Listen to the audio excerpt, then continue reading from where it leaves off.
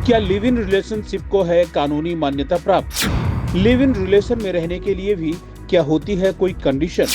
किन बातों का पार्टनर लिव इन में रखें खास ख्याल? जानिए क्या होती है लिव इन रिलेशनशिप और इससे जुड़े अहम सवाल।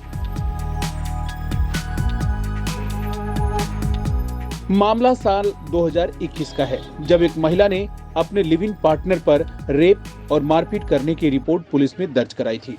महिला 3 बच्चों की मां है। दरअसल एक शख्स ने महिला से शादी करने का वादा किया था। वादे के चलते महिला 1 साल तक शख्स के साथ रही। इसके बाद शख्स ने शादी करने से मना कर दिया। वहीं जब मामला कोर्ट में पहुंचा तो जस्टिस दीपक कुमार अग्रवाल की बेंच ने कहा कि शख्स के साथ महिला का पिछले लंबे समय से फिजिकल रिलेशन रहा है। वो खुद अपनी मर्जी से उसके साथ गई, इसलिए ये नहीं कहा जा सकता कि इतने लंबे समय तक शादी के वादे के चलते वो ऐसा कर रही थी।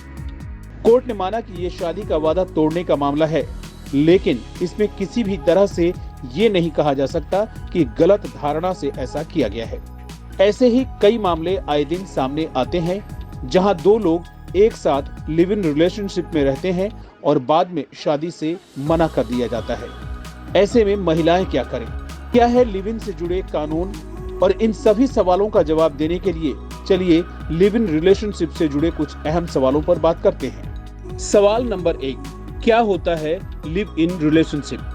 जवाब, जब कोई कपल शादी किए बिना एक ही घर में पति पत्नी की तरह रहता है तो इस रिश्ते को लिव इन रिलेशनशिप कहा जाता है। वो दोनों एक दूसरे के साथ शादी के बंधन में नहीं बंधे होते हैं।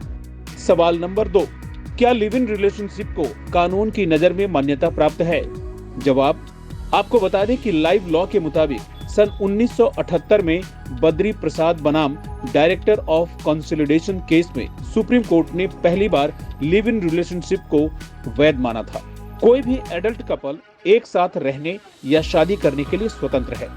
कोर्ट के इस फैसले के बाद भारत में लिव इन रिलेशनशिप को कानूनी मान्यता मिल गई थी। लिव इन रिलेशनशिप की जड़ कानूनी तौर पर संविधान के अनुच्छेद 21 में ही है।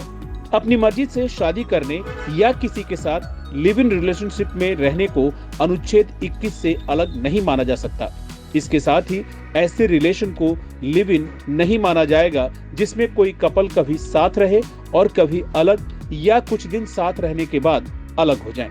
वही जानकारी के लिए बता दें कि देश की संसद ने लिव इन रिलेशनशिप पर कोई कानून नहीं बनाया है। सुप्रीम कोर्ट ने अपने फैसलों के जरिए लिव इन वाले रिश्तों को कानूनी दर्जा दिया है।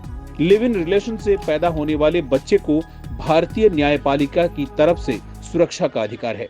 साथ ही सीआरपीसी की धारा 125 के तहत शादीशुदा महिलाओं को भरण पोषण का अधिकार है।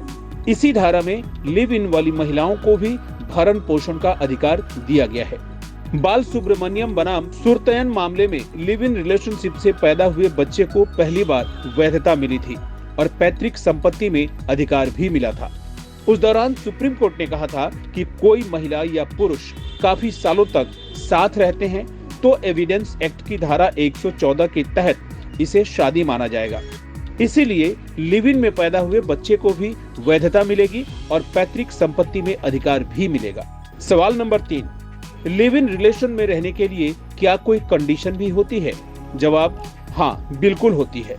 लिव इन रिलेशन में दोनों पार्टनर 18 साल या उससे बड़े ही होने चाहिए, या ऐसे लोग जो तलाकशुदा हों या फिर दोनों में से किसी एक के पार्टनर की मौत हो गई हो, और वो लोग जिनकी पहले से शादी न हुई हो। इस तरह के लोग लिव इन रिलेशन में रहने के लिए एलिजिबल होते हैं। सवाल नंबर 4, दोनों में से कोई भी एक पार्टनर पहले से शादीशुदा है तो वो बिना तलाक लिए लिव इन में रहता है, तो उस कंडीशन में क्या होगा? तो इसका जवाब है, बिना तलाक लिए लिव इन रिलेशनशिप में रहने पर आईपीसी यानी भारतीय दंड संहिता की धारा 494 के तहत इसे अपराध माना जाएगा। सवाल नंबर 5, आईपीसी की धारा 494 है क्या? तो इसका जवाब है, पति या पत्नी के जिंदा रहते हुए बिना तलाक लिए दोबारा शादी करने पर आईपीसी की धारा 494 के तहत इसे अपराध माना जाता है।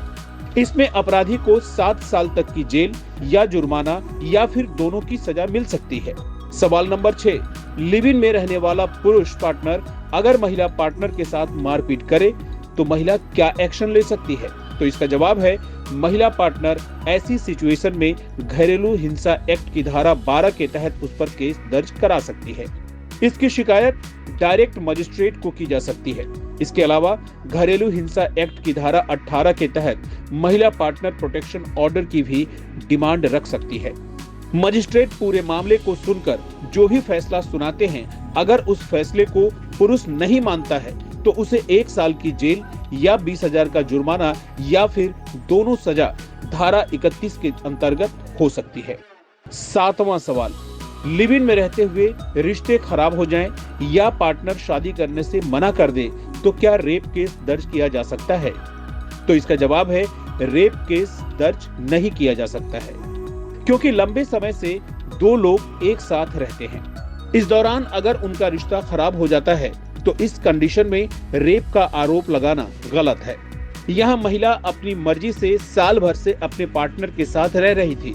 ऐसे में पुरुष शख्स के खिलाफ रेप केस नहीं बनता है। सवाल नंबर 8, लिव इन में रहते हुए अगर पुरुष ने महिला पार्टनर को छोड़ दिया तो महिला के पास क्या अधिकार है?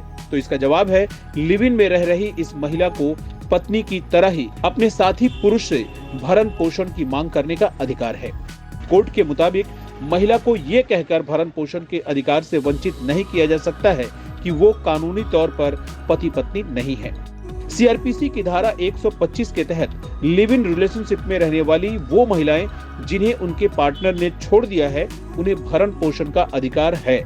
वो अपने पुरुष पार्टनर से कोर्ट के जरिए भरण पोषण के लिए आर्थिक सहायता की मांग कर सकती हैं।